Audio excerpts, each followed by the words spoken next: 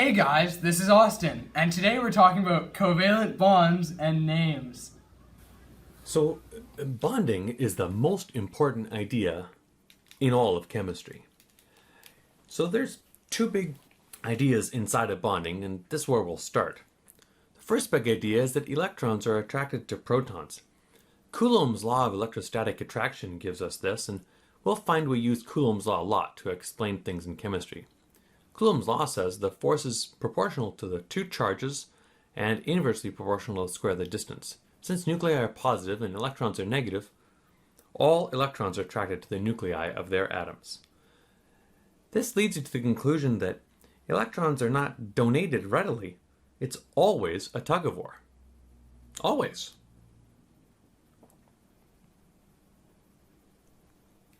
The second big idea is that when atoms, they reluctantly share electrons, remember they're having a tug-of-war, we have covalent bonds formed.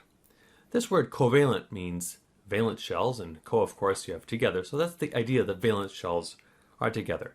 Here we have two atoms, each atom holding the same pair of electrons. Since they're both holding the same thing, they're bonded together. If they attract the electrons equally, this is called a perfectly covalent bond. If, on the other hand, they attract the electrons unequally, it's a polar covalent bond. Why do we say covalent and polar covalent? Here are two atoms in a bond. The more electron-greedy one is on the right-hand side and has formed a partial dipole by pulling more on the so-called shared electrons between them.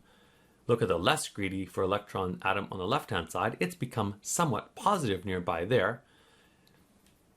This fact we call electronegativity. The less electronegative atom will become slightly positively polarized and the more electronegative one negatively polarized.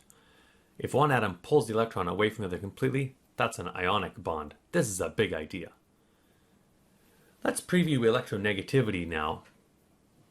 That's the tendency of an atom to attract the electrons of nearby atoms. Here's a table of electronegativity, and you can see the values in red. Potassium has a low electronegativity and bromine has a high electronegativity. If they were to make a bond, bromine would surely steal potassium's electrons. So electronegativity is given to us on a scale up to 4, and it's the difference in electronegativity that really makes the characteristic of the bond. That's what actually matters. If you have a difference between 0 and 0.2, the bond's perfectly covalent. Between 0.2 and 1.7, it's polar covalent. And from 1.7 to 3.3, we call that theft. It's an ionic bond. So let's talk now about covalent compounds. And you might remember these are the prefixes: mono, di, tri, tetra, penta, hexa, hepta, octa, nona, deca. Please pay attention to these endings. They can change depending on which atoms these are attached to. Let's look at an example of P2O5.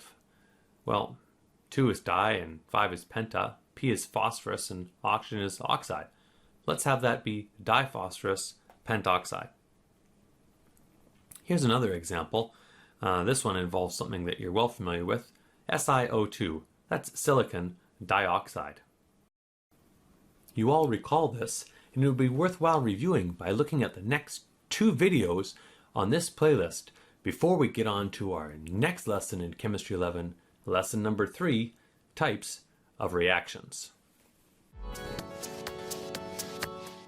This is my dad's YouTube channel. It's awesome. So like, comment, and subscribe!